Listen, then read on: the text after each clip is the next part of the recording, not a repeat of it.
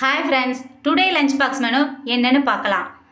இன்றைக்கி ஃபங்க்ஷன் வீடு இருக்குது அப்படிங்கிறதுனால சிம்பிளாக சீக்கிரமே செஞ்சு முடிக்கணுன்ட்டு ரசம் சாதம் தான் பண்ணியிருந்தேன். நைட்டே பச்சை பட்டாணி ஊற வச்சுருந்ததுனால கல்யாண வீட்டில் பண்ணுற மாதிரி பட்டாணி கூட்டு ரெடி பண்ணியிருந்தேன். இதில் உருளைக்கிழங்கெல்லாம் போடுவேன். இது குழந்தைங்களுக்கு ரொம்பவே பிடிக்கும். மார்னிங் ஸ்நாக்ஸாக 2 பேருக்கும் ஆப்பிள் கட் பண்ணி வச்சேன்.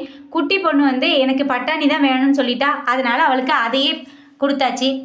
இவங்களுக்கு ஈவினிங் ஸ்நாக்ஸாக பட்டாணி கொடுத்து அதில் ஒரு சின்னதாக ஸ்பூனும் போட்டு வச்சுட்டேன்.